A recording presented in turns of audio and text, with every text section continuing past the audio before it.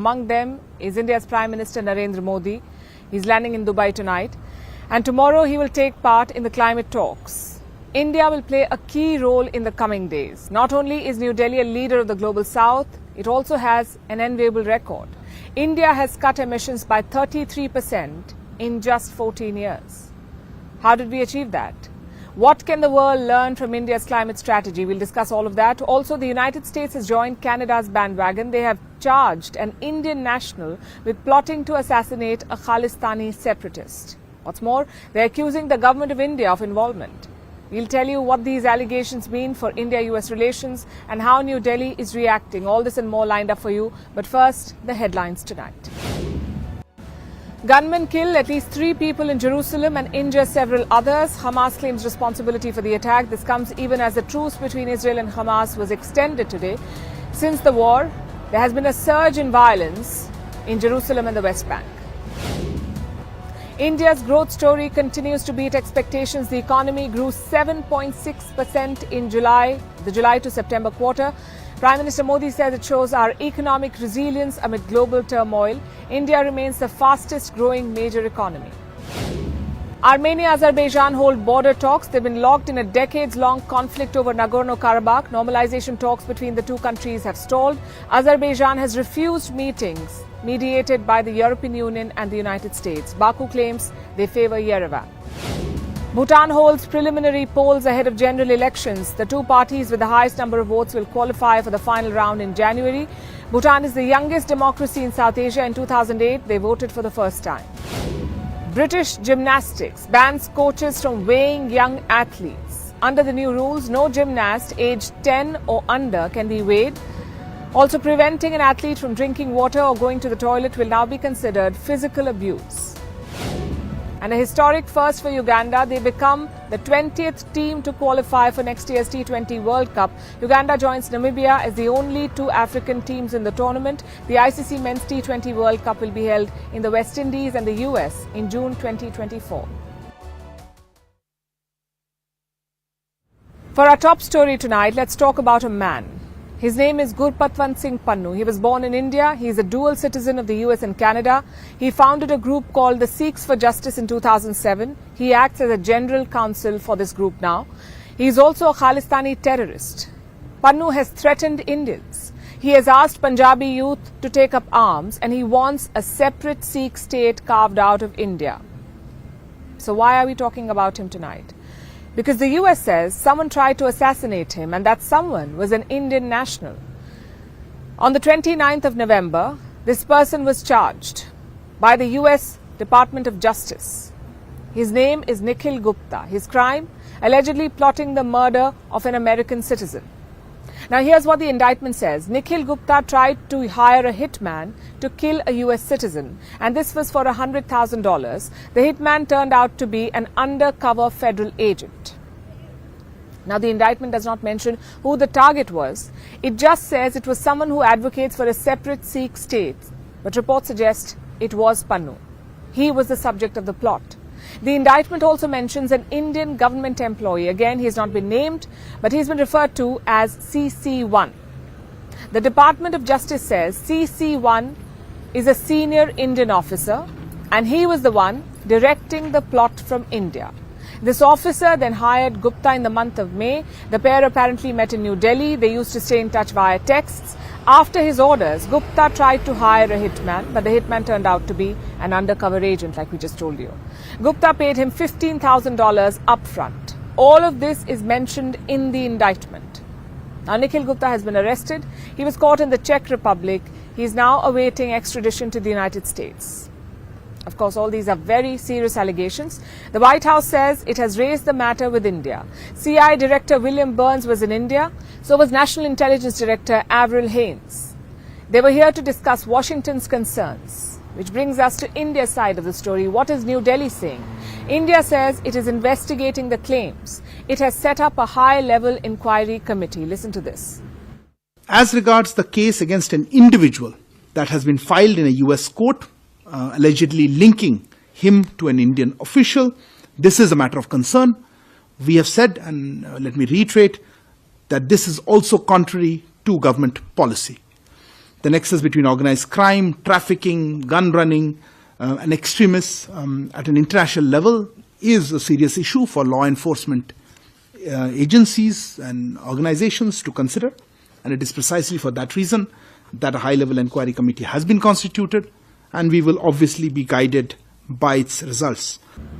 So Washington has raised the issue and India has responded. It has vowed to investigate, and frankly, that's how things are done. Joe Biden did not go to the US House of Representatives and accuse India of attempted assassination. He took the diplomatic route. He discussed it with New Delhi. But who will explain this? To the Canadian leader, Justin Trudeau. In September, he accused India of killing Hardeep Singh Nijjar. And he said it in the Canadian Parliament. Nijjar, of course, is a Khalistani terrorist. And now, Justin Trudeau is back to making the same allegations.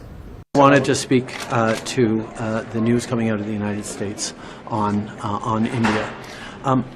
From the month of August onwards, we have been working closely with our American counterparts, with partners around the world, on the very serious allegations that we shared in September that we believe India was involved, agents of the government of India were involved in the killing of a Canadian citizen on Canadian soil. The news coming out of the United States further underscores what we've been talking about from the very beginning, which is that India needs to take this seriously. The Indian government needs to work with us to ensure that we're getting to the bottom of this. This is not something that anyone can take lightly. Our responsibility is to keep Canadians safe, and that's what we're going to continue to do. Of course, Trudeau saw this as a perfect opportunity, a way to bring the focus back to himself. But the fact is, Trudeau made these allegations 2 months ago. He said he had proof. 60 days on, he has not shared it, not a shred of evidence. But the allegations continue. Which brings us to the main issue, the issue of India's national security. Hardeep Singh Nijjar, like I said, was a Khalistani terrorist. Gurpatwant Singh Pannun is a Khalistani terrorist. They have threatened India and Indians repeatedly, and they always got away with it. They were given a safe haven. Why is that? Washington expressed concern about this assassination plot, and India listened to them, promised to investigate it. But what happens when India expresses concern about the security of its diplomats and its people? What happens when India seeks action against Khalistani terrorists operating in these countries? Does the US respond with the same promptness and sincerity?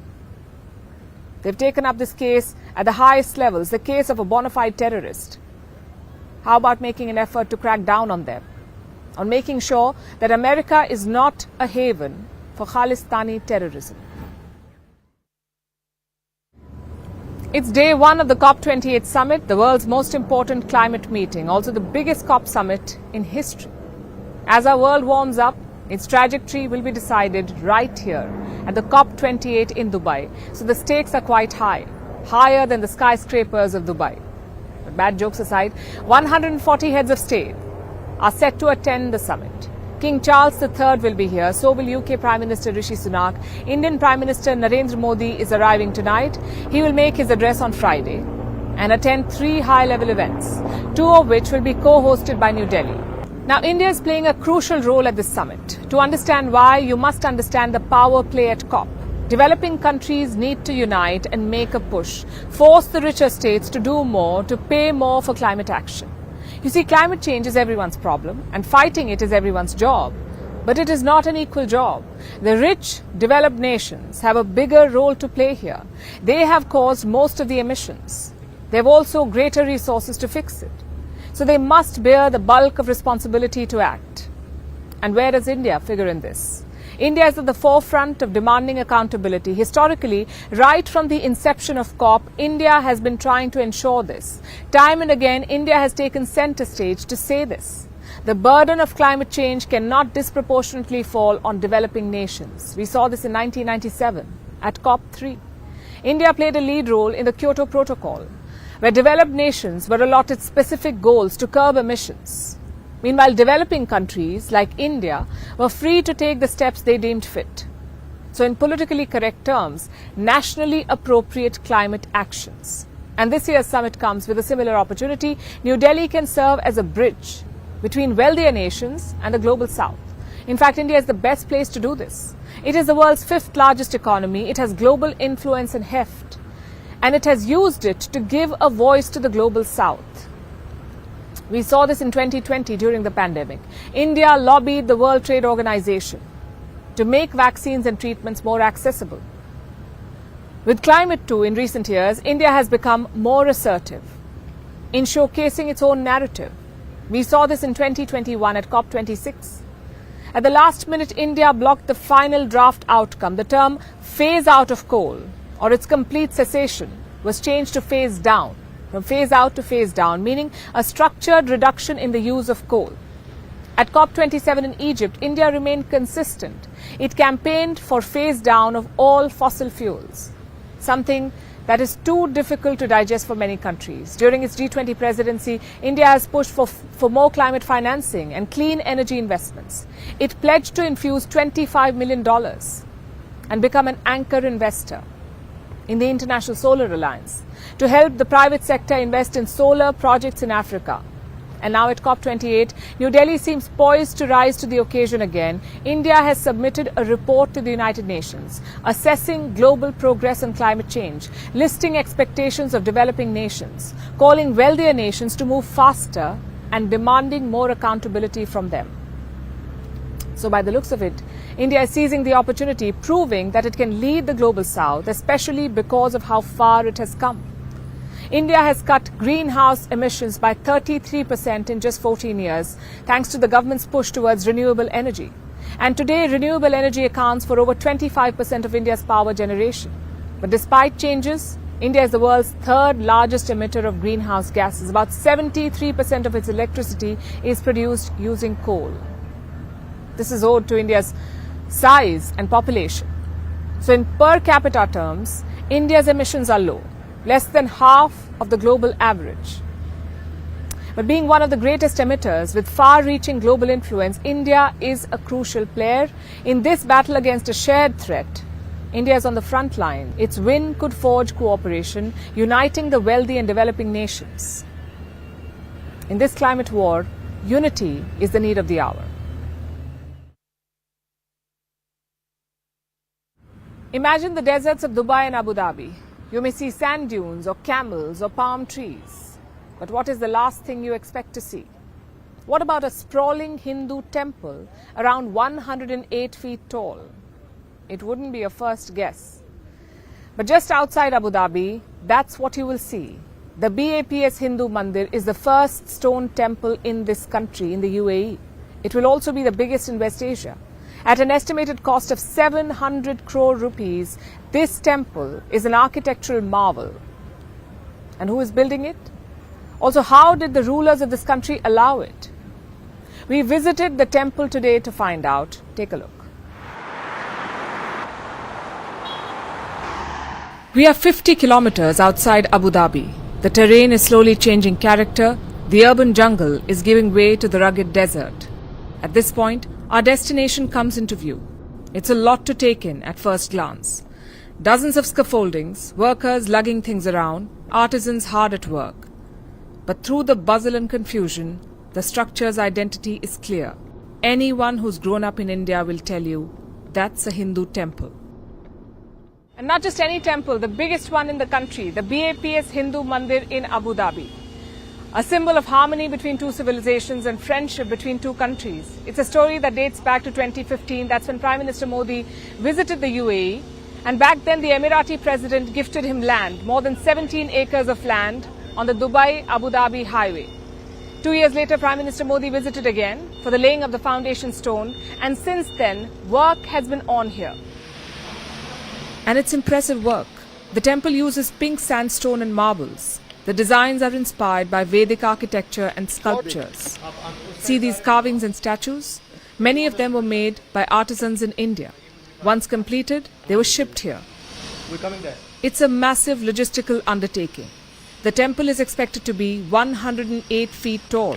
It will require around 40,000 cubic meters of marble, 180,000 cubic meters of sandstone, more than 1.8 million bricks, and of course, a lot of labor. Some 400,000 man-hours until now. I'm guessing many more until the inauguration in February next year. The design is Indian, the carvings and sculptures are Indian, but this temple is also a nod to its location, the UAE. You see the spire behind me. There are 7 of those. 7 are part of the design, one for each emirate of the UAE, like Abu Dhabi, Dubai and Sharjah. So this is not about planting a new culture in the middle of the desert. It's about a cultural exchange and intermingling, something that India and the Arab world have a history of.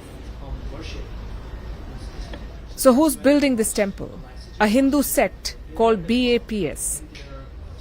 They worship their founder Swaminarayan as an avatar of Krishna. BAPS has built around 1,100 Hindu temples around the world.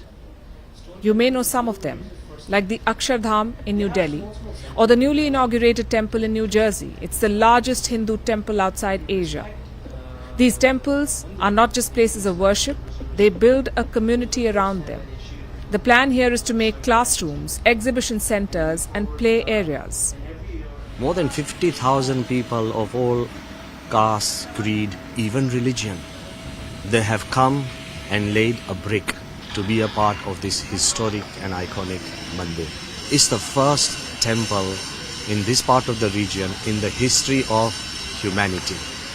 And when the entire Hindu community and India as a country is coming together, it's more than that.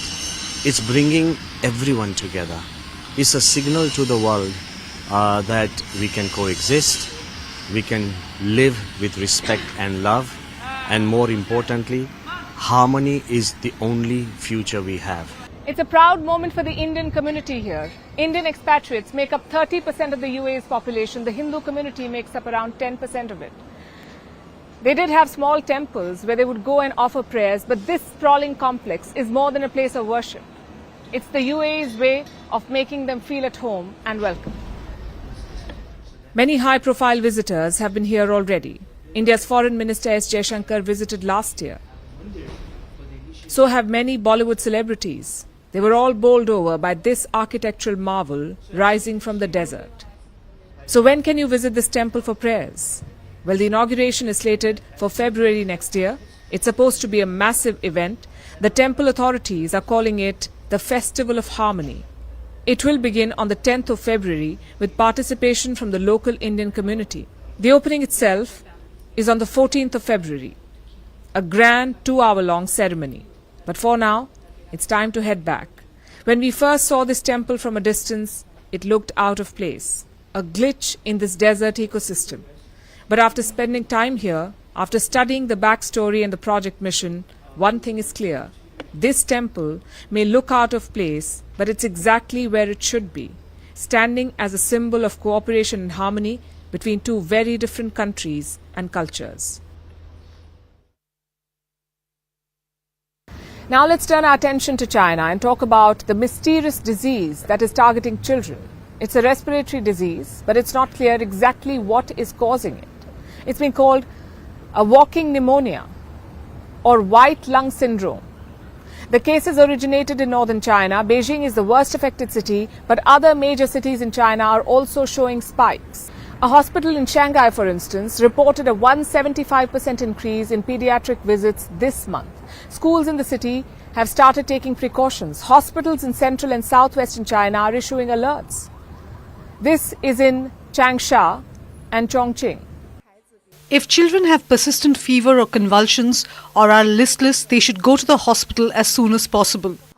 It looks like the infections are spreading throughout the Chinese mainland. But Beijing insists everything is under control. China has a fully fledged medical system. Recently, we have seen some clusters of flu cases among children in certain parts of China. In fact, that is a very common phenomenon in many countries, and in China, that has been put under effective control. China's interactions with the international community will not be affected by any factors, and we welcome more visits from friends across the world, including you. That was the Chinese foreign minister trying to encourage visitors and dispel fears. It's not working though. China is already being accused of a cover-up. Again. Feels like a rerun of the Wuhan virus. Now, whether you believe these reports or not, the rest of the world is being cautious. Take Taiwan, for example. It issued a warning today. This is for people with low immunity, children and older people. They've been urged to avoid going to China. Taiwan has also ramped up the production and imports of antibiotics. Domestic production of a pneumonia cure has also been tripled. So Taipei is not taking any chances, neither other countries near China. Thailand has begun reviewing its hospitals. It has also asked people to mask up again. Nepal has also increased surveillance. It is already seeing a rise in respiratory infections. The head of a Kathmandu hospital said, and I quote, "In the light of the growing number of tourists visiting Nepal in recent weeks, I believe it's crucial for us to prepare for a potential outbreak originating from China." He says it's crucial to prepare for an outbreak, and that view is reflected in India as well. India's health ministry has issued a warning. States have been asked to check their disease readiness. Beds, ventilators, oxygen cylinders, they're all being prepared in Uttarakhand because this state shares a land border with China. It is on high alert. So are the states of Kerala, Karnataka, Haryana, Rajasthan and Gujarat. Maharashtra wants hospitals to ensure that pandemic response systems are functional. There will be an increased surveillance of children who are hospitalized. This is to better understand the outbreak. Meanwhile, reports say international travelers may start getting screened at airports in Maharashtra. This has not been finalized yet, but it is being considered and it makes sense. The cases are on the rise across the world. In Europe, there are reports of a spike in child pneumonia cases. The Netherlands has seen a surge. This is among children under the age of 4. It's similar to the reports from China, even though a direct link has not been established. The World Health Organization says it is investigating, though it seems to have accepted China's explanation. China says this surge is not due to a new virus or a new pathogen. It is because of a combination of existing diseases. We are following up with the situation in China, and again, they have seen overall an increase in acute respiratory infections due to a number of different pathogens, including influenza, which is on the rise. The WHO says it is being vigilant, but it needs to act quicker. Thankfully, Asian nations are not waiting around. We cannot afford another round of the Wuhan virus. Have you heard of Henry Kissinger? He was 100 years old. He died today. He used to be America's top diplomat, quite a powerful and polarizing figure. For some, he was a pragmatic statesman. For others, he was a controversial war criminal. Kissinger was a practitioner of realism, a school of thought that emphasizes the use of power, hard power. He was instrumental in shaping America's foreign policy. Under his leadership, the United States dropped tons of bombs in Cambodia. He negotiated the American withdrawal from Vietnam and got the Nobel Peace Prize for it. He advocated an end to hostilities with the USSR, which is now Russia. It was called détente. He also ended 23 years of diplomatic isolation and hostility with China. Kissinger had some scathing remarks against India, which is quite undiplomatic for a statesman. And he remained a mover and shaker till the very end. So how did Henry Kissinger's years shape the world order? Here's our report. To analyze together what Henry Kissinger was one of America's most powerful top diplomats. He died at his home in Connecticut. He was 100 years old. In some power corridors, Kissinger was a celebrated diplomat. For most, he was a controversial Nobel Peace Prize winner. Kissinger was born in Germany in 1923. He moved to the US in his teenage years before the Holocaust. Kissinger earned his doctorate from Harvard University. He lived the life of an academic for 17 years. It was Republican President Nixon who brought Kissinger into his cabinet and named him the Secretary of State. Who would have known that Kissinger would become a diplomatic powerhouse, shaping America's foreign policy? By the 1970s, Kissinger was playing an important role in global events. He sanctioned the large-scale aerial bombing of Cambodia and Vietnam. He was instrumental in the withdrawal of American troops from Vietnam. And Kissinger was given the Nobel Peace Prize for it, making him one of the most controversial recipients of the award. He was a practitioner of realism or realpolitik, a school of thought that advocates the use of a state's hard power. Yet Kissinger was most known for his policy called détente. He advocated for better relations between the US and the USSR, what's now Russia. Kissinger pushed for more talks on nuclear arms control. He even called for the downsizing of the world's nuclear arms arsenal. It was Kissinger's policy to increase dialogue with China. His efforts led to President Nixon's historic visit to Beijing in 1972, ending 23 long years of diplomatic isolation and hostilities with China. Kissinger maintained ties with Chinese leadership even after retiring from office. Earlier this year, he met Chinese President Xi Jinping in Beijing. China sent their condolences. Chinese President Xi Jinping has sent a message of condolence to President Biden on the passing of Dr. Kissinger and condolences to Dr. Kissinger's family. Kissinger laid the foundation of America's diplomatic ties with China. Beijing continued to express goodwill towards Kissinger despite having frosty ties with the US in recent months.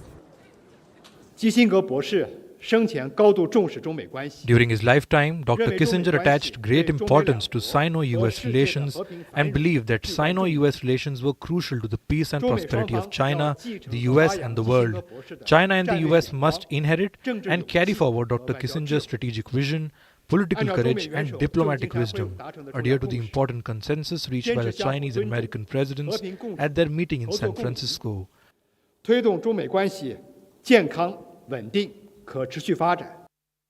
Some say Kissinger pioneered peace in West Asia. He brought about a ceasefire in the 1973 Arab-Israeli War. It was called shuttle diplomacy. During the same period, he lent support to Pakistan during the 1971 liberation of Bangladesh. But Kissinger was no fan favourite when it came to India. He described India's then Prime Minister Indira Gandhi using an unparliamentary term and was later forced to offer a public apology. However, Kissinger's stance towards India changed over the years, as he advocated for stronger ties between India and the US. Kissinger was active till his very end. He wrote several books and was a regular commentator on international affairs. For some, he was a political mastermind. For others, he was a warmonger. Either way, Kissinger played a major role in shaping America's foreign policy. Vantage continues after a short break. बहुमत Bharatiya Janata party को मिलेगा क्योंकि हमने नरेंद्र मोदी की guarantee जनता के सामने प्रस्तुत किया है। हमारे केंद्रीय नेताओं के लगातार प्रवास हुए हैं। वहीं दूसरी ओर राज्य की कांग्रेस सरकार ने हर वर्ग को ठगने का काम किया, धोखा देने का काम किया। एक भी वादा 2018 में जनता से जो वायदे कांग्रेस पार्टी ये सब तो आप चुनाव में जाकर जनता को कह रहे हैं। अरुण जी, मैं आपको टोक रहा हूं क्योंकि किसी भी एग्जिट पोलस्टर ने छत्तीसगढ़ में बीजेपी को बहुमत नहीं दिया है। सारे आंकड़े हमारे सामने हैं, किसी ने भी नहीं दिया है। तो आप कैसे कह रहे हैं? कल तक आप लोग ये कहा करते थे कि मुकाबले में नहीं है छत्तीसगढ़ में भारतीय जनता पार्टी, बहुत दूर है कांग्रेस से। लेकिन आज जब एग्जिट पोल आया है, आपने नजदीक की फाइट दिखाई है, तो ये बताता है कि कहीं ना कहीं भारतीय जनता पार्टी फाइट में है। लेकिन ये सैंपल साइज बहुत कम संख्या का होता है। मैं आपसे दावे के साथ कह सकता हूं कि अपने कार्यकर्ताओं के मेहनत के दम पर जनता का जो रिस्पांस हमें मिला है, पिछले 1.5 सालों में हमने जनता के हर मुद्दे को सड़क से लेकर सदन तक लड़ाई लड़ी है और जनता का आशीर्वाद भारतीय जनता पार्टी को मिला है। 47 सीटें क्योंकि राज्य की कांग्रेस सरकार ने ऐसा निश्चित रूप से 3 दिसंबर को देखिएगा, छत्तीसगढ़ में कमल खिलेगा और भारतीय जनता पार्टी की सरकार बनेगी। 3 दिसंबर को मैं आपको आमंत्रित करता हूं कि आप जुड़े हमारे साथ फिर से और फिर साथ में फिर जश्न मनाएंगे। अगर आप जीतते हैं और अगर नहीं जीते तो फिर आपको कुछ प्रश्नों के जवाब बिल्कुल जश्न मनाएंगे और छत्तीसगढ़ की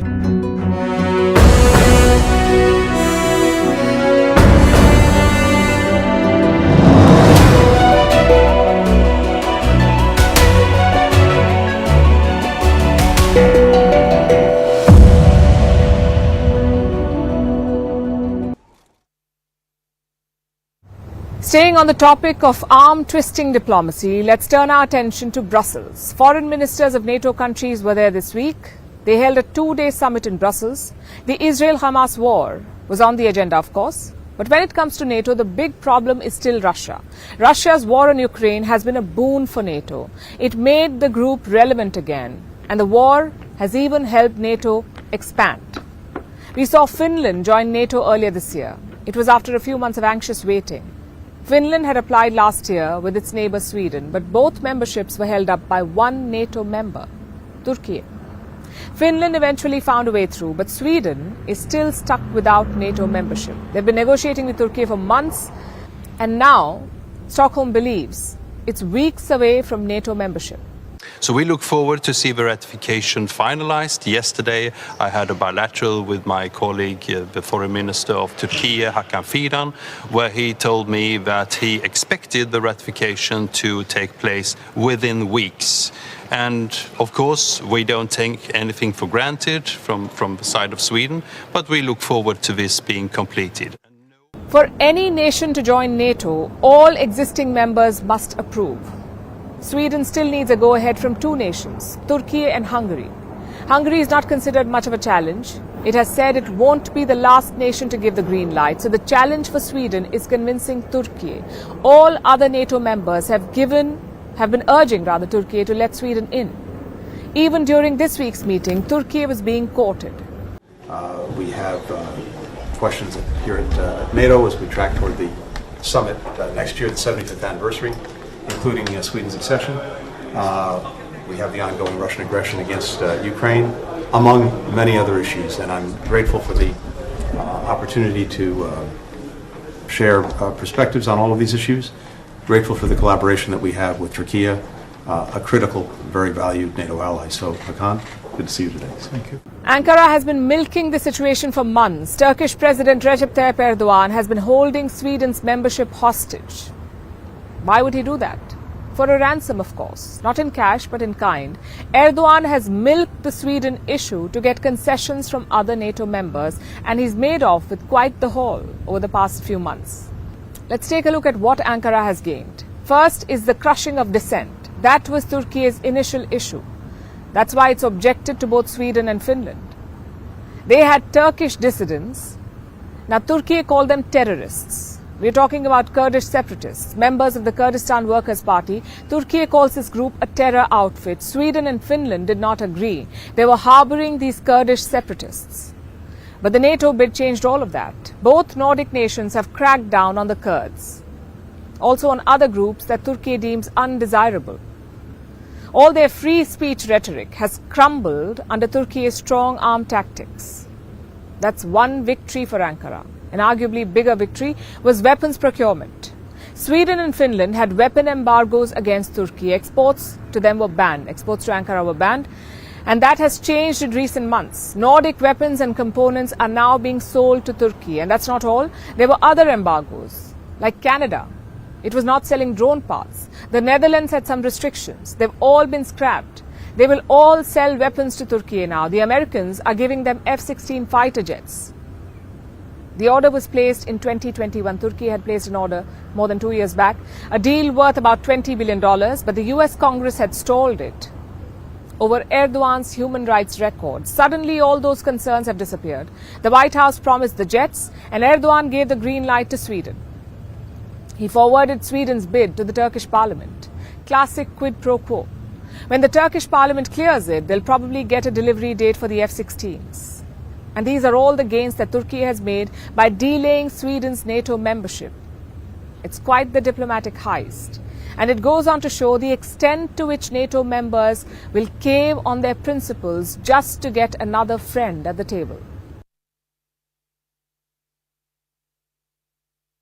Now let's turn to Nepal. It saw a historic event yesterday. The country legally registered a same-sex marriage for the first time. A trans woman formally registered her union with a gay man. The registration means the marriage has been legally recognized. It's the first LGBTQ marriage in all of South Asia to get the government's nod.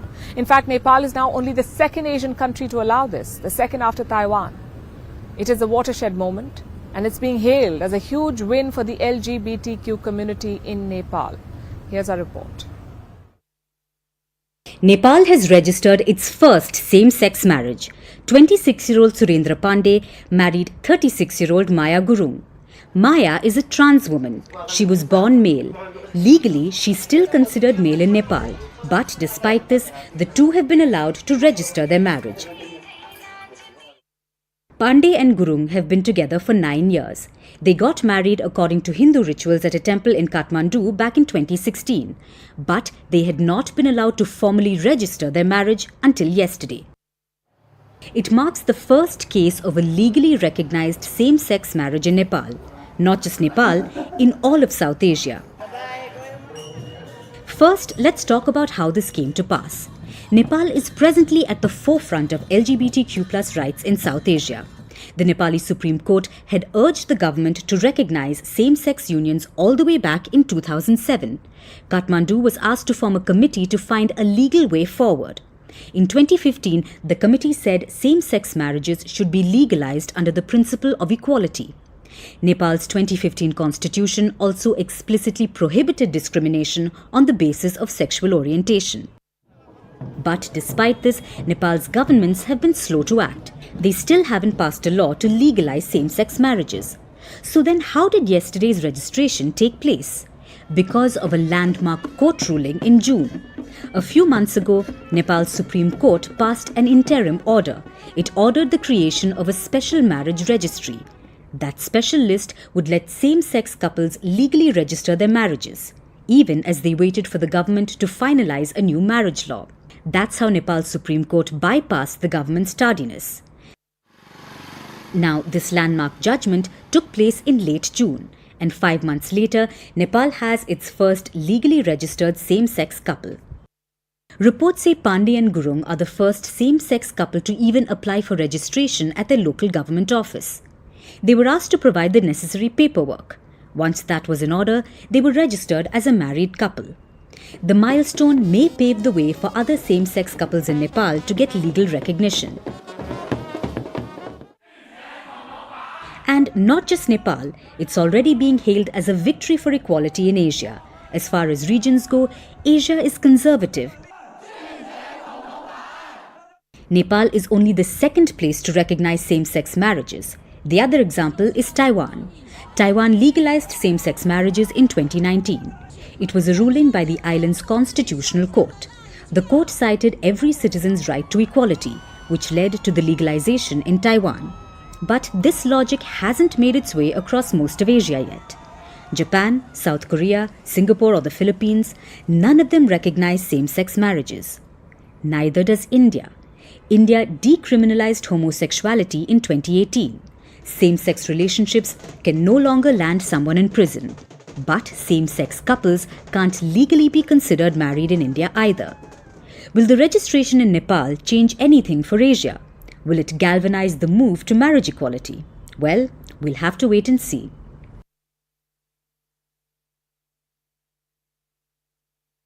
Now let's turn towards London's Heathrow Airport, Europe's biggest air hub. It is going through an ownership shake-up, and Saudi Arabia is buying a chunk of it. That's right, after football clubs and property, the Saudis will also own part of London's biggest airport. Let me give you the breakup. The Heathrow Airport has multiple stakeholders. The biggest of them is a Spanish firm, Ferrovial. They own a 25% stake in the parent company of Heathrow. Now they want to sell it. The deal is worth $3 billion. One buyer is French, a private equity firm. The other is the Saudi government. Specifically, Saudi Arabia's Public Investment Fund, better known as PIF. So the Saudi fund is buying a 10% stake in London's Heathrow Airport. And why is this deal important? We'll get to that in a bit, but first, let's tell you about the PIF. What is PIF? The Saudi Arabia Public Investment Fund was established in 1971. In its early years, it managed mostly local funds. But in 2017, things changed. That's when Crown Prince Mohammed bin Salman became the de facto ruler of Saudi Arabia. He also took over PIF. And he turned things around, shifted the focus of investments from local to international. And he's personally driving this. Almost every investment made by PIF is supervised by MBS. He's made PIF the world's 6th largest sovereign fund. Its asset portfolio is over $700 billion. And by 2030, they're looking to control assets worth $2 trillion. That's more than most economies, $2 trillion. PIF has 92 companies in their portfolio. It has invested in 13 strategic sectors. Aviation and infrastructure are 2 of them. And PIF has been increasing its investments in the UK. It is the 2nd largest shareholder in Aston Martin, the British luxury car maker. It has an 80% stake in Newcastle United, an English Premier League club. And now it will own a chunk of London's Heathrow Airport. PIF says investing in Heathrow is in line with its long-term strategy. Now let's come to why this deal is important. Let's look at who the other stakeholders in Heathrow are. The answer is Qatar. Their investment authority owns a part of the airport too. The Qatari fund has a 20% ownership. It is now the largest stakeholder, in fact. Then there's China's Investment Corporation. It owns a 10% stake in Heathrow. The other major shareholders are Singapore's Sovereign Wealth Fund and the Australian Retirement Trust. They each have almost 11% ownership. And here's another interesting detail. The final confirmation of Saudi ownership is subject to regulatory clearance, meaning other shareholders and stakeholders will vote to approve the takeover. But as things stand, the deal is unlikely to face any hurdles. And why is that? Because Europe's biggest airport is facing a financial crisis. Since the Wuhan virus pandemic, Heathrow has lost revenue worth over $4.5 billion. Passenger, air traffic and cargo numbers are all down, and they're yet to reach the pre-pandemic levels. Heathrow is facing a delay in making its third runway operational. Work has been hampered by a lack of funds. The airport is sitting on debt worth £15 billion. That's about $18 billion US dollars. Global competition is rising. Heathrow faces competition from airports in Asia, which have emerged as preferred transit hubs. So London could very much use this Saudi money. But once the deal goes through, 40% of it will be foreign-owned. 40% of London's Heathrow Airport will be owned by Qatar, China and Saudi Arabia. That's Britain's busiest airport for you. With wars, climate change and economic problems, it's been quite a long, difficult year. But if you're on the brink of a mentee bee, being delulu is the only solulu, at least according to Gen Z. Or those between the ages of 11 and 26. They're taking over the world and as a rite of passage, also changing the language we speak. They say their language is totally slaps, but if you're sus and you think that English is not Englishing anymore, watch our next report to decode Gen Z speak. Friends, boomers, millennials, lend us your ears, for we have the secret to success. Self-belief is no longer enough if you want to achieve your dreams. Limitless confidence is the need of the hour. And if you don't want to go the extra mile, the confidence should go beyond all reason and enter the realm of pure delusion. Because being delulu is the solulu, at least according to Gen Z, or those between the ages of 11 and 26. It seems like they have all the answers, and no one does it better than Tube Girl. If you don't live under a rock, you've probably seen her videos on TikTok or Instagram. This woman commutes in busy tube carriages in London. She dances and pouts into her camera and records the music video, much to the bafflement of fellow passengers. But Tube Girl is fearless. She seems to have overridden the human body's capacity for embarrassment. How? Because she's delulu. You see, about a decade ago, the word delulu used to have a negative connotation. It was used to describe so-called delusional K-pop fans who were obsessed with Korean stars. But over time, the word has moved far from negative vibes, and being delulu is all about self-care for Gen Z. Much like this word, Gen Z has transformed the meaning of several others. For example, to serve. This doesn't literally talk about serving. It refers to looking good. In the same way, it's giving is not really about giving anything. Giving means to emulate, so its giving is used to compare. For instance, her red lipstick is giving Taylor Swift. Slap has nothing to do with violence. It simply means that something is good. For example, when someone says, "This pizza slaps," they mean it's delicious, not that one must slap the other with a pizza. Then comes a recent hit, which blurs the lines between nouns and verbs. Imagine jostling with math homework, all teary-eyed. You don't have to say, "What a complex equation, I can't wrap my head around it." You simply exclaim, "Whoa dude, this math isn't mathing." Yes, Gen Z are quite the wordsmiths. It seems English is certainly not Englishing anymore. In Gen Z speak, words don't mean what they used to, but get used to it because this language is here to stay. It's all over movies and books. Even dictionaries have received the memo. This year, Merriam-Webster added some Gen Z slang to the dictionary. But that's not all. Even formalities in workplace language are due for retirement. According to a survey conducted by Barclays, 3/4 of workers believe Gen Z is changing the language in the workplace. They say commonly used expressions at work could be lost from offices within a decade. Which words are the worst hit? Take your pick. 41% say yours truly is dying. 36% claim yours sincerely is reaching its end. 35% say to whom it may concern has been given a death sentence. Terms like with compliments and respects are bidding goodbye too. And what's replacing traditional email phrases? Jargon like alright, alright, alright, or slay, serve, survive, even lukewarm regards. For most of the world, Gen Z speak may as well be Parseltongue, the language of serpents from Harry Potter. But we suggest you get the drift ASAP. Because you know who's growing up next? Generation Alpha, and who knows what they'll come up with. Vantage continues after a short break.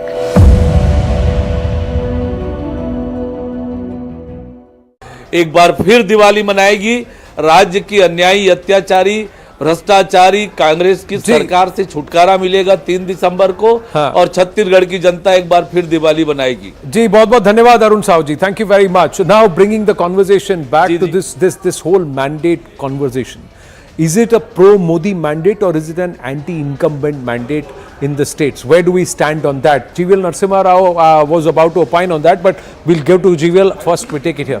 Stand, which is basically shows a 2-2 kind of draw between BJP and Congress, is definitely a pro-Modi mandate. See, Congress has become stronger in Telangana. Huh? Now it's 63. Congress exit poll of polls, their poll of poll number for the Congress is 63. Way clear, way clear, way clear. Sorry. I'm saying that for a couple of reasons.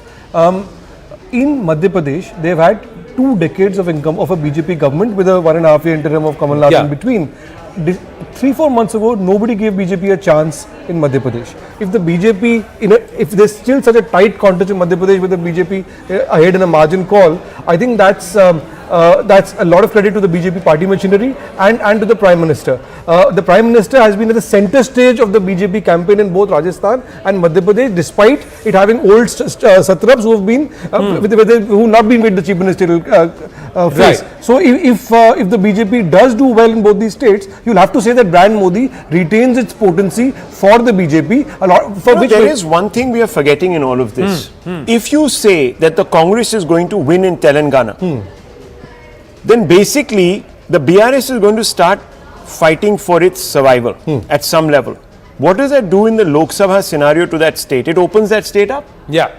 Those seats then are open season. Yeah, they're ripe for the BJP and for the Congress and the other parties. It changes things nationally. There will be a shift. We've got numbers. We've got numbers from Telangana for and these are Chanakya numbers. Let's look at the Chanakya numbers as.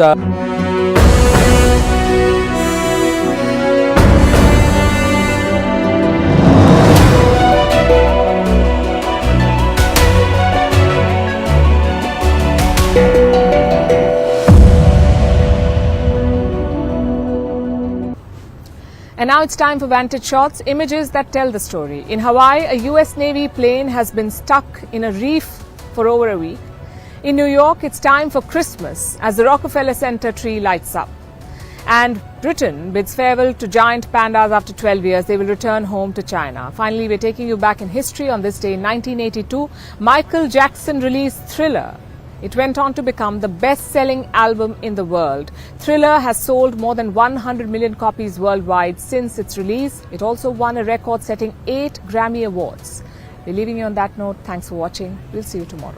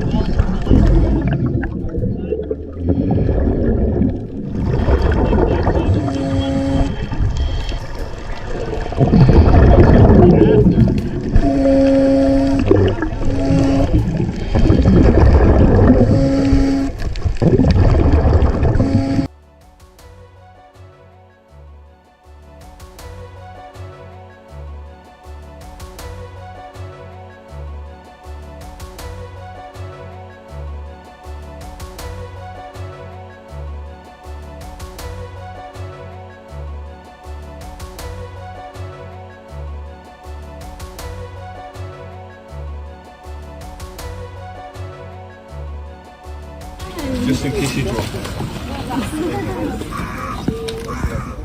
Yeah, just good to see you.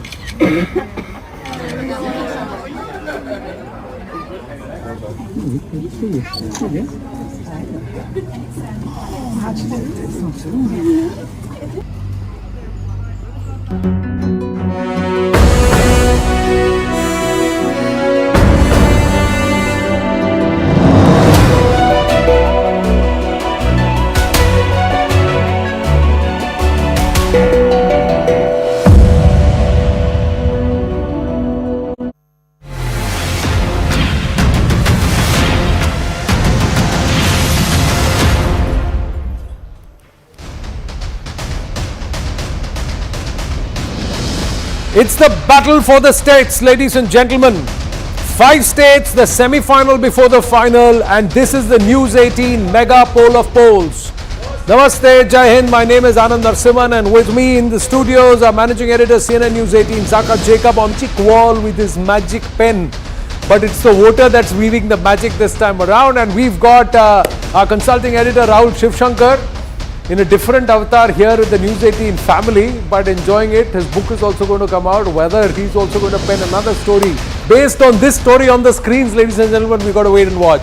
Nalan Mehta and Nisula Hebbar also with us here in the studio. We've got a whole host of guests coming through, but the story is on your screen. The edges of the screen tell the story of the 4 big states. The MNF seems to be in position to form government in Mizoram, but the story here, 2 for the BJP, 2 for the Congress party, but the larger story is the road to 2024 for PM Narendra Modi led BJP. Is it now nice and clear because of these 2 sweeps in MP and Rajasthan as per the exit polls? Result day, is it the similar scenario or a different one? We have to wait and watch, but all things remain the same as they are right now on the edges of the screen. What does that mean? Let's look at what each of these pollsters have come out to say. Let's try and understand this. We'll go state by state. This is Madhya Pradesh first up. Let's try and understand Madhya Pradesh as we zoom in closer. Most of the pollsters have given BJP the mandate. Some of them saying it's a neck and neck fight. 2 of them absolute outliers, giving a runaway win for the BJP. Today's Chanakya and Axis. These are the 2 who have given a runaway win. Let me just move out so you can go closer to the numbers and see them nicely. There you go. If you look at it, the overall average says that the BJP has more than 120 seats at least, and if they get to 120, they will touch 130. Matrice perhaps has got the median there as far as the BJP is concerned. For the Congress party, they were ahead in the race till about 2 months ago. They are ahead in the race for Polstrat, but some of the others, including and ETG, but some of the others are saying no, it's the BJP's way. Overall, if you will look at it, the poll of polls gives Madhya Pradesh to the BJP. Let's look at Rajasthan. In Rajasthan, yet again, a clear mandate for the BJP, although there are 2 outliers who have given the mandate to the Congress and that Ashok Gehlot-led government would come back into power. But the sentiment is there is anti-incumbency against the Congress party in Rajasthan, and the BJP is taking it. They're steamrolling the opposition. Let's zoom in on the numbers closely, and we see, again, despite 1 or 2 outliers there, largely the number for the BJP should be somewhere above 105. That's where it would be. Jan Ki Baat says 122, PMark says 125, ETG says 128, Axis My India says right on the money 100 because they are leaning towards the Congress party just marginally. Matrice says 130 for the BJP. Then you have CNF and C Voter, which are now on the outliers. They have come out and said no, it's the Congress which seems to have the mandate as far as Rajasthan is concerned. But overall, the poll of poll number very clearly says no, it is BJP. 2 big states, 2 big contributors to the Lok Sabha kitty, both of them going the BJP's way, contrary to what happened in 2018. And now let's look at Chhattisgarh. Chhattisgarh, is it an anti-incumbency vote against Bhupesh Baghel in just 5 years? Is Raman Singh coming back? Is the BJP done enough? Well, as of now, it looks like the Congress party is retaining or holding Chhattisgarh, and comfortably so. 45 is the halfway mark, 46, they are at 50, so comfortably they are going to be there. The BJP doing better than last time, the Congress slipping compared to the last time around, but the pollsters say that largely it's the Congress which has the mandate. In fact, there is nobody who has given a clear mandate to to the BJP, except for Access My India, which says 46. On the borderline, C Voter says 48. But those can be considered as exceptions to the general thumb rule that Chhattisgarh is being retained by the Congress party as far as the poll of polls are concerned. Let's look at Telangana. This is the most interesting state, and we'll start with this, ladies and gentlemen, when we talk to our team here and also to our guests. In Telangana, it's a rout of the BRS. Congress is gaining in vote share as far as the pollsters are concerned, but the biggest gainer is the erstwhile party in power when the state split and then they got routed or booted out. They're coming back as the option to the BRS. That's the Congress party. Revant Reddy will be very, very happy today with the kind of results that are being shown. 63 out of 119 seats. Halfway mark is 60, 3 clear of that winning number. 59 is the halfway mark, 3 clear of that winning number at 60. 63 is the number, and that's where most of the pollsters have said it is going towards the BRS, except for the CNA, who have come out and said no.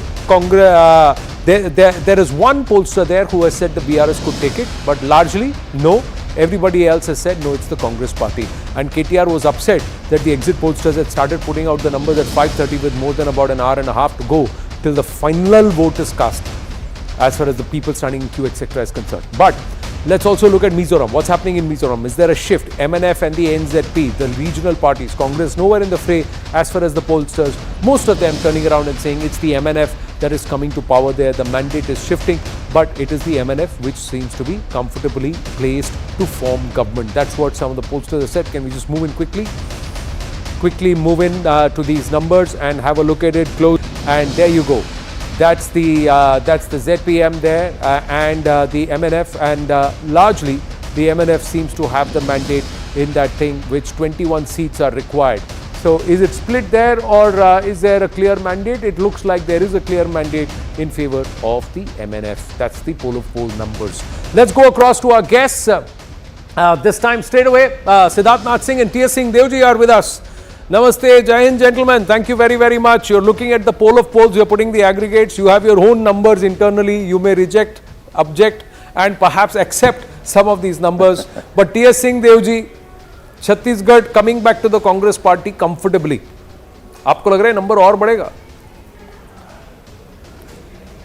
Good evening, and thank you for having me on your panel. Good evening to the panelists and all the viewers. Our number जरूर बढ़ना चाहिए. It should be closer to 60, but there's some sense of satisfaction, disappointment that we are not 60 plus, but we'll take the mandate as it comes. Chhattisgarh में सिद्धार्थ नाथ सिंह जी भी काफ़ी active हैं, वो उनके पास वहाँ का कुछ दायित्व भी है. तो Siddharth Nath Singh ji, are you willing to accept these numbers? Some gain for the BJP from last time around, but सरकार नहीं बना रहे आप. Ananda, generally, you all have known me well when I was in Delhi. I have never gone on the basis of saying that, okay, what the numbers you're giving is the right number or a wrong number. But there is always a trend, or there is something which the exit poll shows, and the exit polls to me, maybe not yours, but others do show that we have an edge by 2 numbers or 3 numbers, seats more than the Congress. But what I understand as a political observer, which closely I have worked for more than 3 decades now, what I do understand is that if you are an underdog, it could be any party, I'm saying, if you are an underdog and there is a trend, and it's a continuous trend, that you go on a swing.